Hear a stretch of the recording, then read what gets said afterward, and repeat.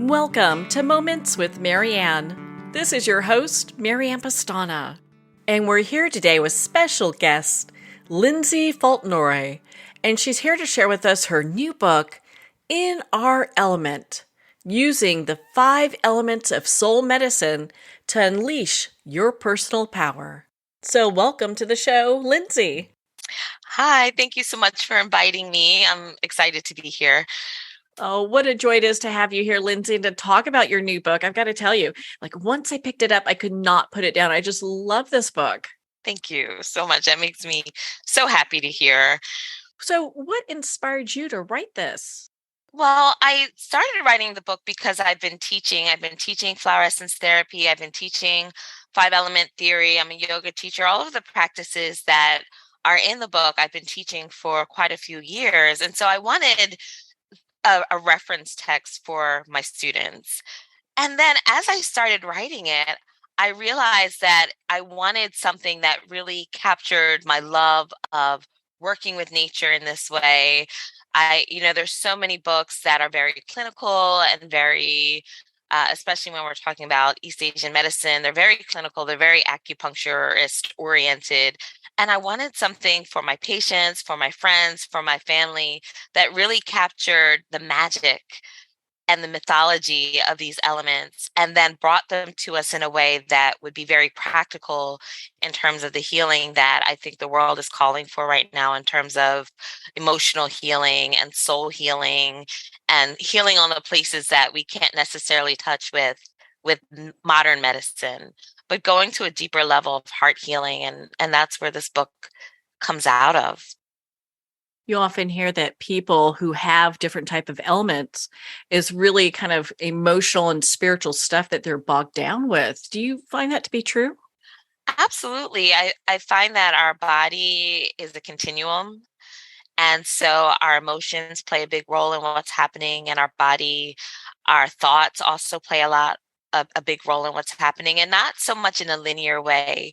I don't want to create or be part of a paradigm that says, oh, I got sick because I was thinking negative thoughts or something like that. But there is synchronicity and there are patterns. And that's what this medicine, East Asian medicine, is so wonderful at helping us to decode. It's, these symptoms that feel very unrelated in our body, and these thought patterns that we have, and these emotions that we're feeling. And then when we look in this medicine, we see that those things are all very much related through these archetypes of nature. And once we land on which element is up for us, then we can really start to shift things, whether it's on a physical level, but certainly on an emotional and spiritual level as well. So, I know you talk about soul medicine. What is that? So I think about soul medicine as any medicine that touches the places between our spiritual life and our physical body. And by that, I mean, we all have different spiritual practices, maybe different religions or different things that we do on our own to connect to our source, our creator, the universal wisdom, so many different names for that spiritual connection. And then on the other end of the spectrum, we have our physical bodies. We have the doctors that we see. We have our exercise regimen. We have our dietary protocols. And then there's this in between space that is dealing with the frustrations of life, our goals, our inspiration, our aspiration. And so soul medicine is really to touch those places, to touch the places where our thinking or our perspective needs to shift, or to touch the places where we're stuck in an emotion that we really can't move through. We're stuck in grief. We're stuck in sadness. We're stuck in frustration. And so soul medicine is for those places. So it's not a replacement for spiritual practice. It's not a replacement for our physical care, but it is a bridge. I see it as where we can find a connection in this in between space. So, how do the elements intertwine with all of this? So the elements, and again, there's many, many systems of elements. We see elements in astrology, there's elements in Native American traditions. And so the system of the elements that I work with are the 5 elements of East Asian medicine and acupuncture theory. And I see these elements as a blueprint or a template.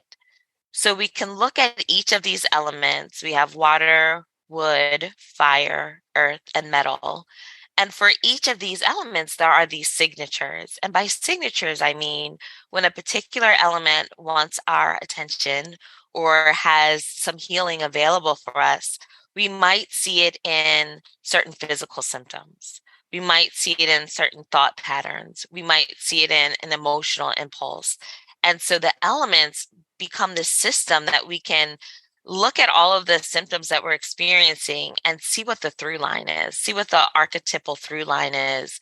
And then that element will also teach us what we can use for our healing. And in my work, I look at acupuncture points, of course.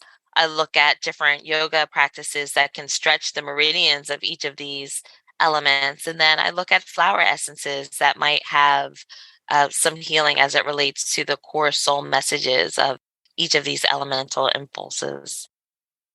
How did your soul medicine journey begin? Oh, wow. It started when I was in my early 20s and I was told that I could not have children. I was diagnosed with something that they called premature ovarian failure, which thankfully they don't use that phrase anymore. But I wasn't in a position to do IVF at that time.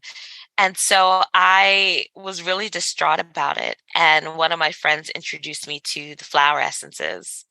And working with the flower essences, I finally felt some ease in my heart, some joy again after being really devastated from the diagnosis. And in that process, I also was introduced to acupuncture and yoga and all of the things that I talk about in the book. This was really my initiation into all of those practices because sometimes, and I find this to be true in my clinic as well, that it's the biggest setbacks or the biggest heartbreaks that inspire us to seek out other ways of healing because it's that important, and so for me, that was my fertility. I really wanted to have a daughter. I really wanted to have a child, period. And so I just immersed myself in all these healing arts. And I was amazed by how accessible they were.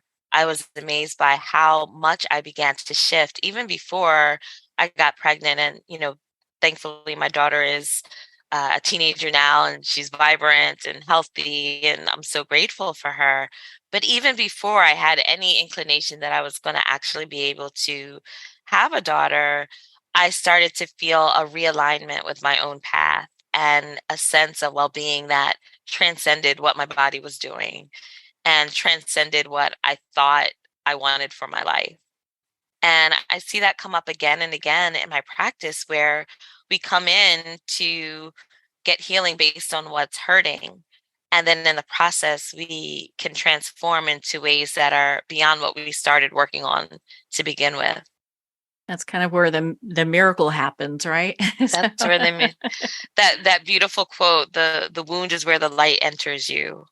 It's that's the place. What a Place. great quote that is. I know that we were chatting about the elements. So how do we determine which element we are? I love to walk through a 4-step process for figuring out which element has something to say. And the first element, the first question in that exploration is really what's going on, right? What is the thing that is calling for your attention? What is the area in your life that feels stuck?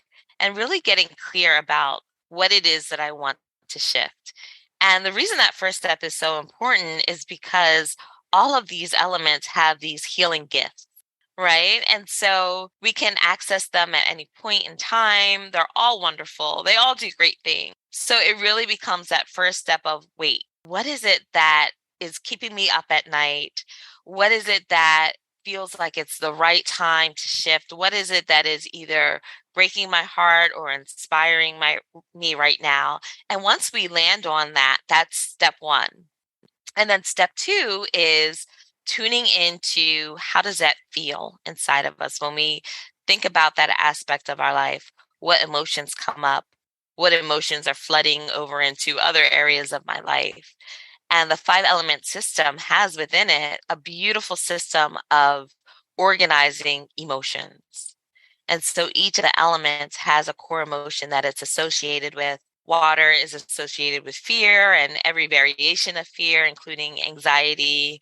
Wood is associated with anger, which includes frustration and rage, and also just those little minor irritabilities of getting annoyed. And then fire deals with love and connection. So when we're not feeling that sense of love and connection, we can turn to the fire element. The earth element teaches us about resonating with others and being empathetic, and even sometimes taking on more emotions than we should, and micromanaging and trying to control others because of how interconnected and codependent we feel. And then finally, the metal element is has grief as a signature, and the sadness that comes when we have to let go of something that we cherish or find precious.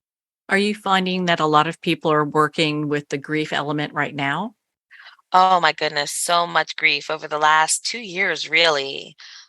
There's so much of shedding and letting go. And what's lovely about this medicine, again, coming back to that quote, the wound is where the light enters you. Each of the elements also has its gifts and its signatures and its higher truths that it helps us to learn.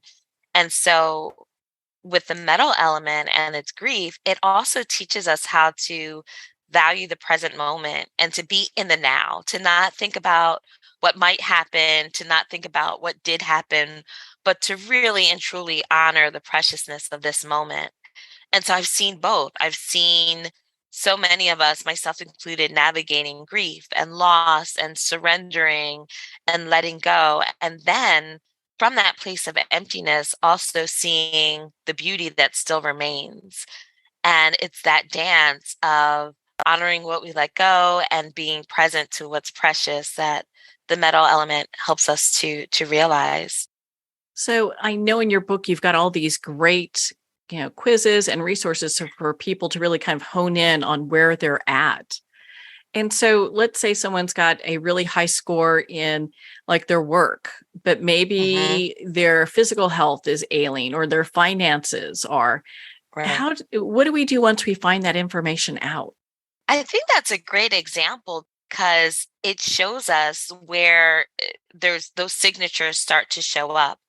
So, from the example that you just gave, I would say, if a person is dealing with some physical stuff in their body, and then also dealing with some financial, all of that stuff really points to the earth element because the earth element teaches us how to navigate our circumstances in the physical world, right? It's very down to the substance of life. And so we would maybe start by working with the earth element. And in the book, I give some guidance in terms of finding those lessons and those soul lessons and where to start.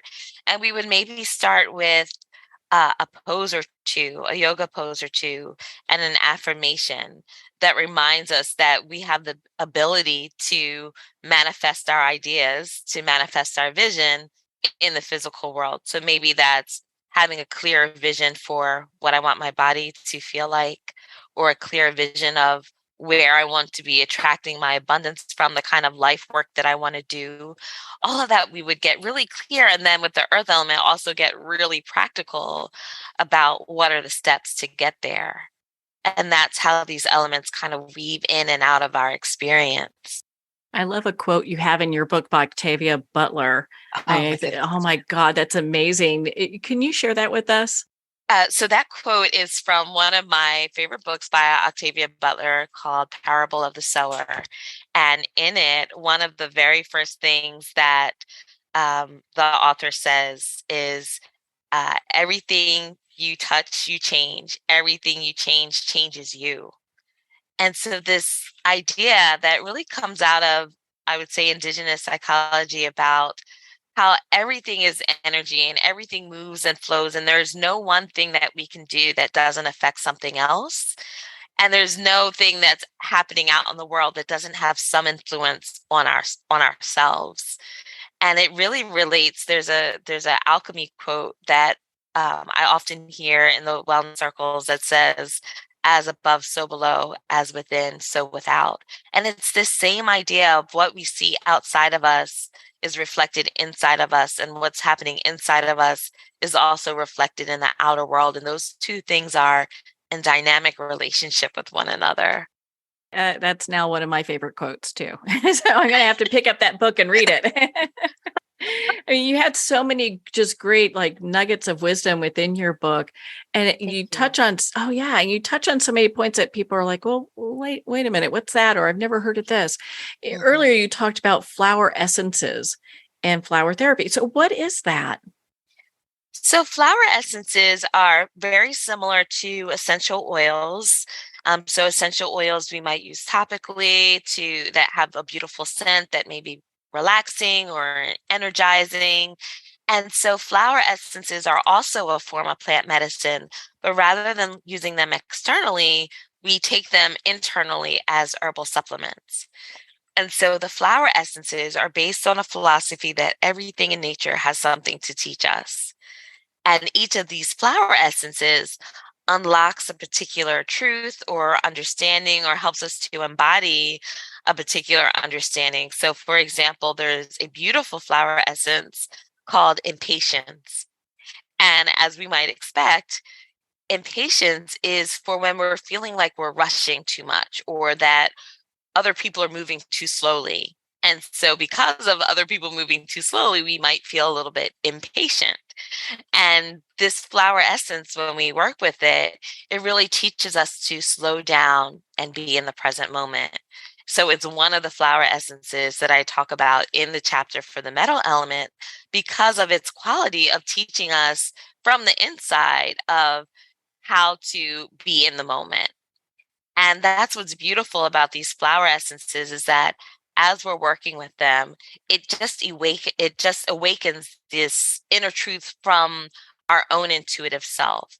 So it doesn't feel like there's something artificial happening. It doesn't feel like we're under any kind of influence. We just awaken and become aware of this authentic truth that is coming up for us within the context of whatever it is we've decided to work on for that cycle of soul work. Now I'm going to put you on the hot seat a little bit here. Uh-oh. That's okay. It's okay. So I know we've had a lot of people that have gone through COVID and have Right. lost their sense of smell. So how does flower essences, does that still work for them? Or if you can't smell it, forget it. That's the best thing about them, I think in this context, because they don't have a scent. They are preserved with brandy, so they smell a little bit like brandy, if I'm totally honest. But the flower essences, because they're ingested, because we put the drops in the water, water that we're drinking, or we can put a few drops under our tongue, we really don't absorb them through scent as we would with an essential oil. It really is through the science of sympathetic resonance, which basically means that when we're taking in an external vibration, we ourselves start to be in harmony with that new vibration. So I think about it like a tuning fork, if that makes sense. An example that I give in the book is that for those musicians that are out there listening, if you have two guitars in a room and they're perfectly pitched together, if you strike the C string on one guitar, the C string on the other guitar is going to start to vibrate as well. So that's the sympathetic resonance. So with the flower essences, they each have a vibration, and those vibrations align with thoughts or feelings that we have. And so when we ingest these flower essences through water, whatever is out of sync, whatever is out of pitch in our thoughts and emotions begins to harmonize with this new vibration of the flower essence. And that's what awakens these new insights, these ahas, these epiphanies, or even sometimes just feeling an emotion begin to ease and shift and move into a new place. So let's say somebody has a mental health condition. How are Mhm. the flower essences used for that? One of the things that I talk about in my training programs is really not using the flower essences as a replacement for medical care. So I always give that disclaimer and that caveat because they are a self-help modality for passing moods, emotions that are stuck, but when we're still able to basically navigate our lives. And so what I often see in my practice, if I have someone that is dealing with, say, clinical depression, for example, I might work in tandem with their therapist as they're moving through the depression and use the flower essences to help create some deeper awareness into what's going on that is leading to that state. So, for example, for some, and this is why, again, I love the East Asian medicine system because depression has 5 different ways of showing up for us. It can show up as not having enough energy or fatigue, or often in my practice, I see it as a depression that comes from not being able to um, move forward into our greatest self as we envision it. And so that would tie it to the wood element. And so if I'm working with a flower essence, the person may or may not be on antidepressants. It's really their choice in between themselves and their doctor. But either way, we can work with the flower essences to support them in getting insight into what feels stuck, what feels like it's not moving, what feels like it wants to shift and change and grow and blossom. And so, in that way, the flower essences are working in tandem with whatever other practices we're doing to support our mental health and mental wellness. Now, do you have a flower essence story that is a personal story for you? I have so many, so many personal stories. One of them that I love is my story of working with the wild oat flower essence. And I bring this flower essence forward because I feel like it is one of the flower essences that has really played a pivotal role for myself and also for my clients through this COVID era of re-examining and sitting in the unknown, and it, for many folks, making a pivot in terms of their career choices. And so with Wild Oat, I remember I was working in the nonprofit sector. I had just had my daughter. I had just had this amazing transformative healing experience. And I wasn't sure what I wanted to do next with my life. I knew that I didn't want to keep working in the nonprofit world. I knew I was ready for something new. I didn't know what it was. And so I started working with the wild oat flower essence. And wild oat is a flower essence that helps us to realign with our purpose and with our path. And one of the ways that flower essences speak to us is through synchronicity. And so here I was working with this flower essence, and I got this little intuitive hunch that said, you really love acupuncture. Maybe you should go to acupuncture school. And so I said, okay, great. And I thought that acupuncture school was a summer training or weekend training, something I could do while I was doing the rest of my life and being a mom. And I looked up acupuncture programs and learned that it was a graduate degree and that it took, several years and thousands upon thousands of dollars. And so I decided, no, I'm not going to acupuncture school. It's not for me. And was working with this wild oat, and it kept coming back and it kept saying, no, you really should look into this acupuncture school thing. And it just turned out that one of my favorite authors in the acupuncture world was teaching at a school that was not far from me. And they were having an open house. And so I went to the open house, and on my way to the open house, I was saying to myself, well, I'm just going to look and see and listen, but I'm not going to acupuncture school because I don't have time and it's too expensive and blah, blah, blah. And then when I got to the open house, I felt this sense of certainty of, okay, I'm doing this. This is happening. I don't know why. I don't know how, but that's the kind of synchronicity and forward movement that these flower essences evoke. And so, of course, as the story goes, I ended up going to acupuncture school and then 10 years later writing a book about acupuncture theory. And it's just been such a realignment with what I think I'm supposed to be doing here, at least at this point in my life. And so the flower essences, if I had listened to my own limiting beliefs about what I thought was possible for me, I would have never stepped into the life that was actually what I was supposed to be living.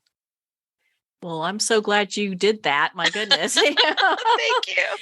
I give a little special thanks and shout out to Wild Oat Flower Essence. Thank you, Flower Essence, for helping me get out of my head and into my heart. Do you see that a lot with your clients too, where they're at this point, this like fork in the road, and that, a flower essence tends to help them make decisions? I do see that a lot. What I see more often is that we're kind of socialized to make decisions from our head.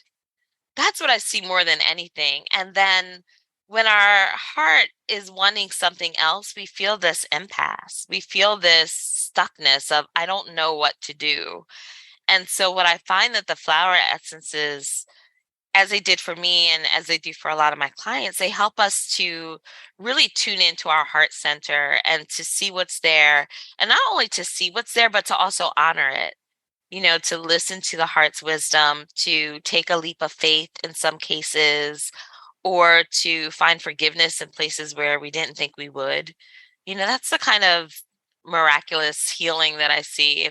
If I were to give it a name, it's that place of getting out of our rational mind, our logical mind, and into our intuitive feeling self, and to honor what's there as we integrate that with our logic and reason. I would love to talk about your education, because I know you developed a PhD. And what did you study, and how is that related to the work that you're doing now? Well, I am still working on my PhD coursework, and what really drew me to going back to school again, besides being super nerdy and loving research and reading clinical studies and things like that, is that I realized that there is so much out there in terms of indigenous healing, as a African descendant, diasporic healing, and the different systems that have been used from the beginning of mankind to understand the psyche and to understand our place in the world, and what different cultures have used to understand and organize those things. So definitely, when I think about classical acupuncture theory, it was initially a psychological system before, or I shouldn't say before, but as much as it is a system for healing the body. So that's one indigenous system of psychology. And then there's different spiritual traditions that come out of the African worldview that are also very much archetypal psychologies. And then you have Western Jungian psychology or depth psychology. And so I got really interested in the intersection of these worlds and how they're saying the same things, but using different language, but often using the same symbols. And often those symbols are connected to nature. And so my PhD work is really looking at these different traditions and where they support and inform each other, where they differ from each other, but ultimately, how do they serve humanity now in terms of helping us to step forward with more clarity, with more vision, with more interconnectedness, with more healing than what we've had in the past. It seems the Western world's been a little detached from a lot of this indigenous knowledge. And it's just so interesting, the information that's out there. When you were doing your research, was there anything that really surprised you as you were going along? I think I'm constantly in a state of surprise and wonder and uh, the inquiry of it all. I know one thing that stood out to me when I was doing a lot of my research was seeing some of the connections between African spiritual traditions and East Asian medicine. That was something that I wasn't necessarily looking for, but I was really inspired by. Now, as I deepen my work with depth psychology, seeing so much of the correspondences between the different systems and the work with symbols, I think I'm just always amazed at how much the human psyche and soul has been trying to understand its place in the world since the beginning of time. I think that just always blows me away a little bit. We've been trying to figure this out for thousands upon thousands of years, and here we are still going, trying to better understand our place in the world. Do you feel that your work that you're doing, your book, and all the great research that you have is really also helping other Black and Brown people to be able to feel like, hey, this is probably a career choice that I have never considered, but something that would be great for me to do as well? I hope so. And I hope so from a place of the more of us doing this work, the better. I definitely had my moments where throughout the past few years, there's just been a lot of hits on the human heart. I think that's safe to say. And so I've had my own moments of overwhelm, of feeling like I wasn't playing a big enough role. And speaking to my colleagues who are therapists or body workers or energy workers, and all of us in this space of feeling like there's more healing that needs to happen in the world than we are ourselves capable of doing. And so when I founded the Spirit Seed, which is my educational institution, it was really from the perspective of how do we help more of us to do this work? And whether we're doing it professionally as a practitioner or whether we are just the person that everyone in our family calls when they're in crisis, that we all have a role to play. And so I definitely think that um, representation is important to me as a Black woman, and being very intentional about being able to see myself in the work, see my community in the work, see my patients in the work, and also really understanding that it is each of our responsibilities to take this work, this healing, and I don't mean necessarily my work per se, but this healing work and bring it into our communities in the best possible way because we all are heart aching. And so that's been really exciting to see in the Spirit Seed in the school of how students will take the 5 element theory or the flower essences, and they have their own clinics, and that clinic may be in a very similar community as my own, or it may be somewhere completely different. And we come back and we share about how this work is shaping and healing and supporting those that we love and care for. Seems to me when everyone has a seat at the tables, that's when we've got these great ideas that come forward that can really benefit everybody. It really is this idea that knowledge is co-created, that we heal in community, that it's really coming out of a paradigm of individualism that says, what can I do? Or how does this affect me? And into a space of what can we do together? And how does this affect all of us? And that's been a beautiful remembering. I think that that is the way that humanity used to see itself in the world, and seeing us come back to it with the support of some of the technology, right? So the internet, the all of the different ways that we're able to connect across state lines, country lines, oceans. I think all of that is part of the remembering of how we used to experience ourselves as interconnected, and now we're being interconnected in newer ways, but it's a old medicine in a new world, which I like to call neo-ancient. Which we all need. We need Right. that now, more than anything. We do. We do. We've got a world in chaos that needs a little help. And Wow. it's interesting. So when we have discussions like these, I really feel that it helps to give people opportunity to look at possibilities because there's so many That's right. possibilities that you bring to the table.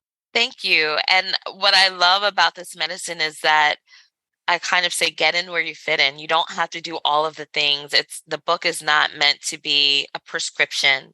It's meant to be an invitation.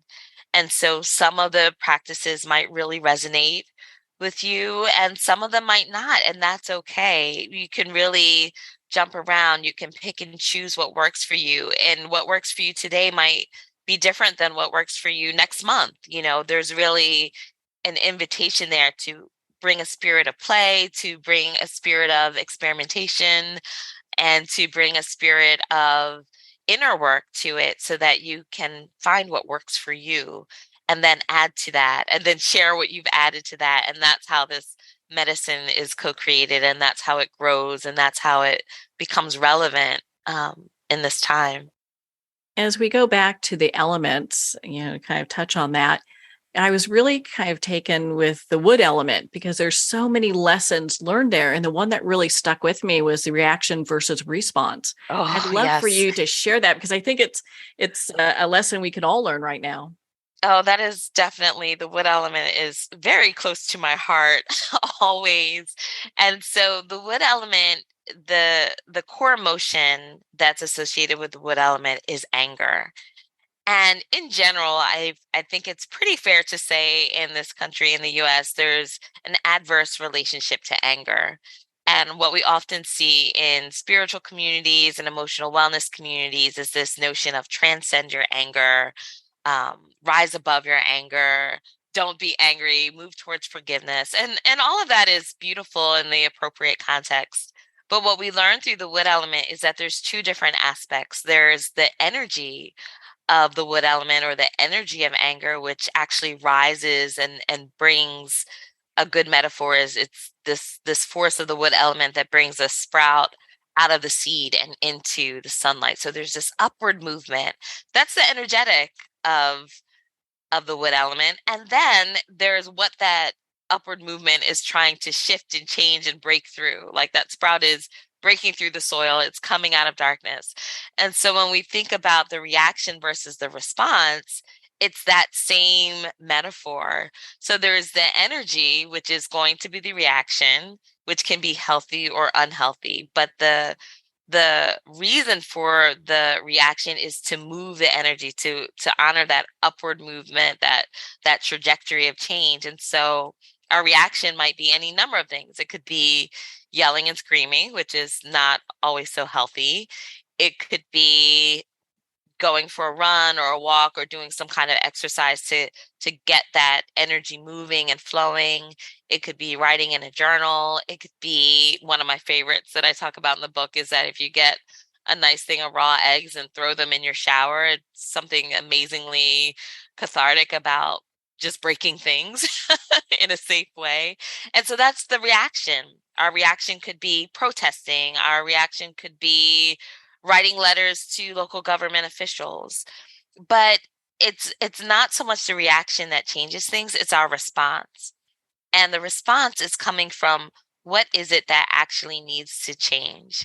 And so if we were disrespected, if we were violated, if we were blocked or obstructed, those are all things that are going to trigger anger and the wood element.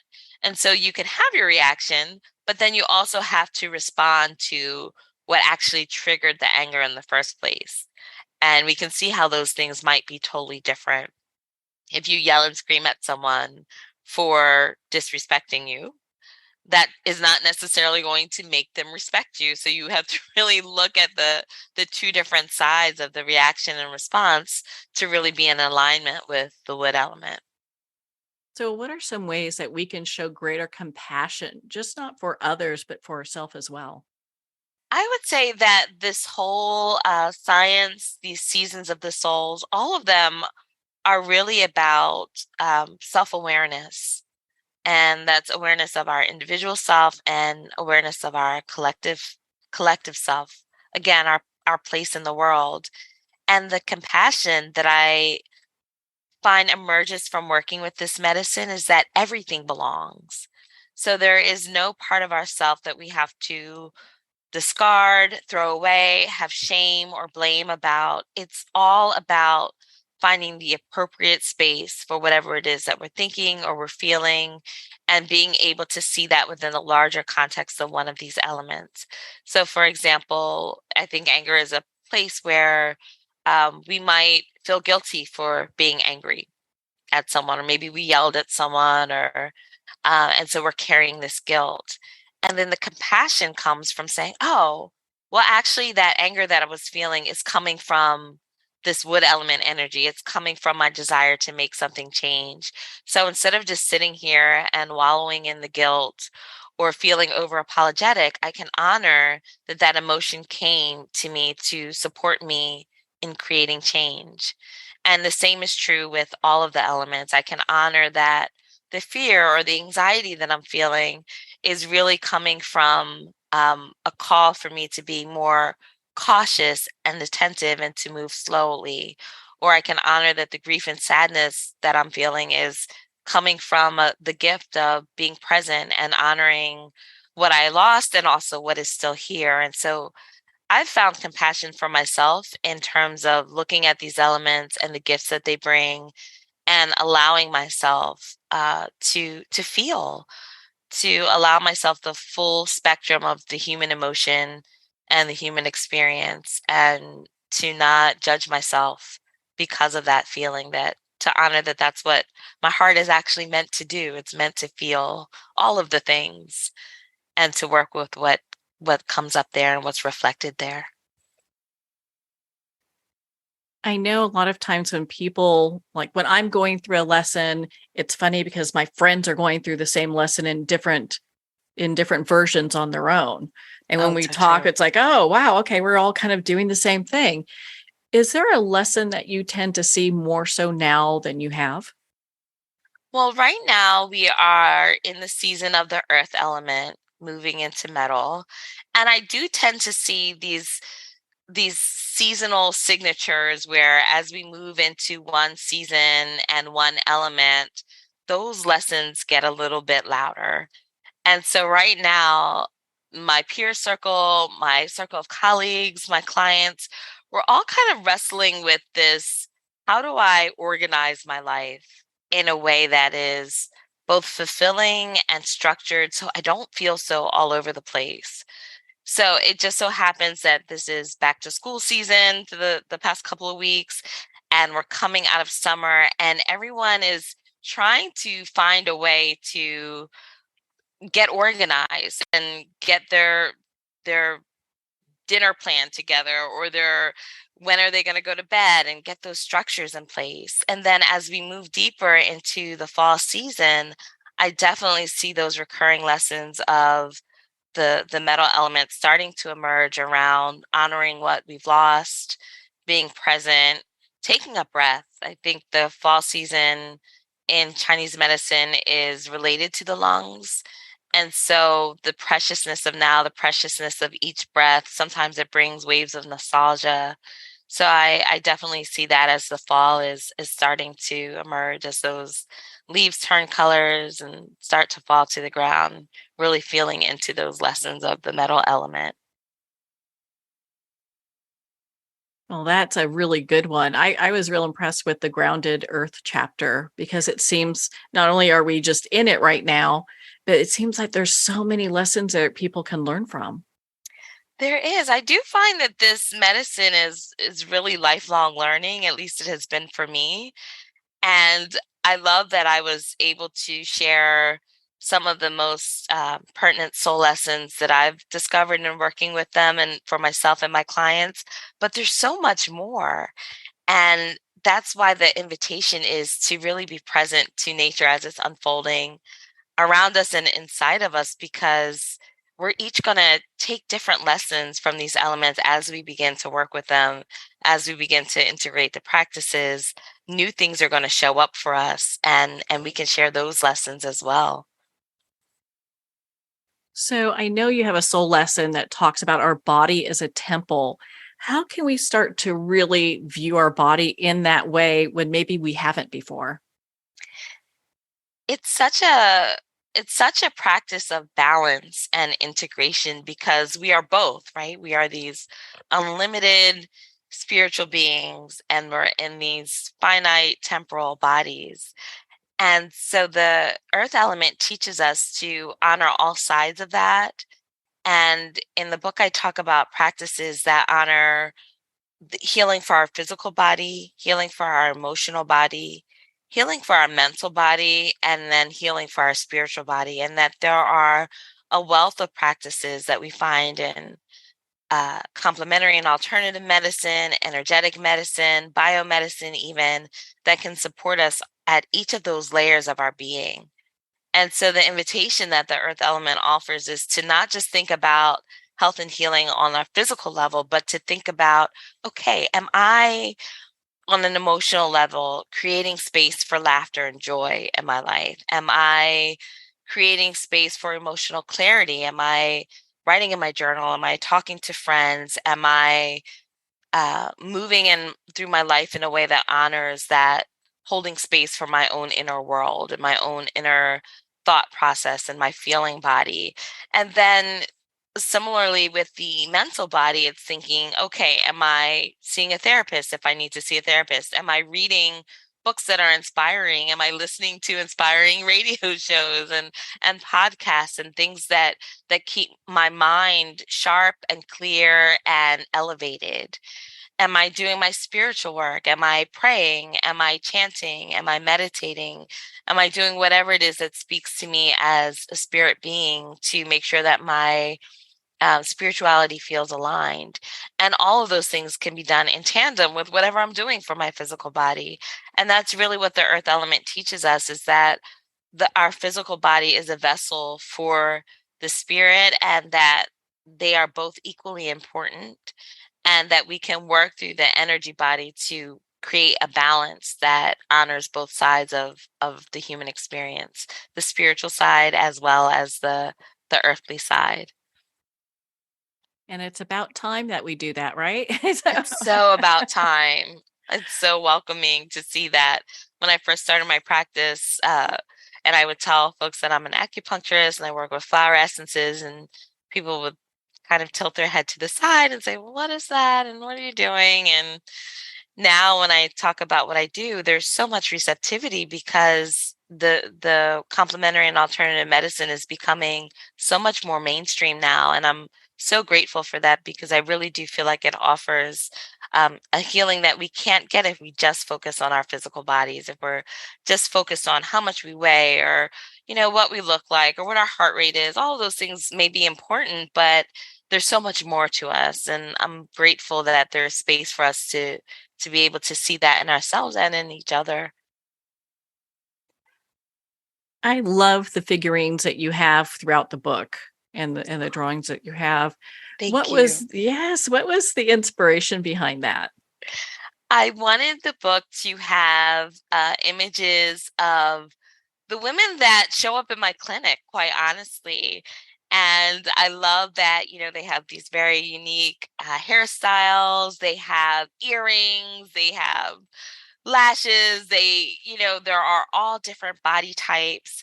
And that's something that I feel like has been missing in the wellness industry in terms of representation. And I wanted my book to show that, it's called In Our Element because the elements belong to all of us. And I felt that it was important that the imagery, the yoga poses, the meridians showed up on different bodies and different ethnicities, and really showed that it's not just one type of person that accesses this medicine, that it is for all of us, and that we can see ourselves in it as well. So I had a lot of fun working with an illustrator. Her name is Hollis. She was amazing at, we would get together and we would have these meetings and we'd say, okay, the Earth Woman has bantu knots and gold hoop earrings, and the wood element figurine is a woman that has locks like myself. Or, it was just a lot of fun creating these images, and then being able to bring them to life and have them live in the book as well. I think people can really connect and relate to not only your book and the information in there, but also to the images that are there as well, because it's like, oh, some of these people look like me. This is awesome. Right. Thank you.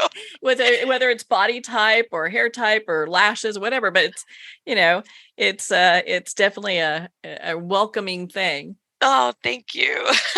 And we did have a lot of fun with it. And it was one of them, I would say one of the things that was really important to me in terms of this book, this idea of representation, this idea of seeing ourselves and not necessarily seeing ourselves as it fits into a mold. Sometimes in the wellness industry, there's this kind of caricature mold of what wellness looks like. And I think it's time we shake that up a little bit. We all belong to this medicine, and it belongs to all of us. I agree with you 100% on that, and just really appreciated your book, In Our Element. Where can our listeners connect with you, Lindsay, and be part of your community and learn more about your work? Oh, thank you for asking. The best place to reach me and to learn more is on the website, thespiritseed.org. And that is where you'll find the book, the flower essences, and a beautiful community of students and practitioners. You can jump in and take classes. You can work with some of the folks that are in their clinical training. So that's the hub of everything, the Spirit Seed. And then on social media, you can find me at Lindsay Faunt. So it's Lindsay with an A and Faunt with an F. Well, Lindsay, thank you so much for taking the time to be on the show with us here today. Thank you so much for having me. Thank you for spending time with my work and my book. And thank you for bringing me here. I really appreciate it.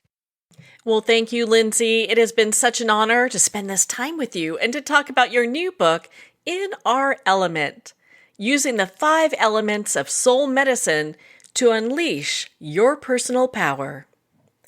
We're going to take a moment here for a quick break, and we'll be right back after this message.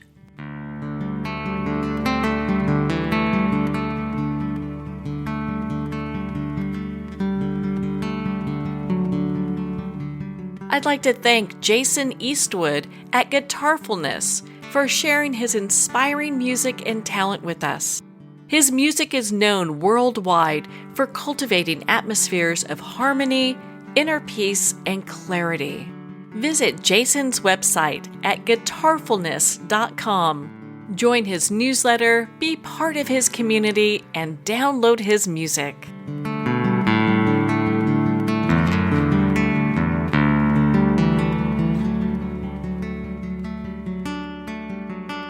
Well, we're at the end of our time today. I'd like to thank everyone for tuning in. You've been listening to Moments with Marianne, where we make every moment count.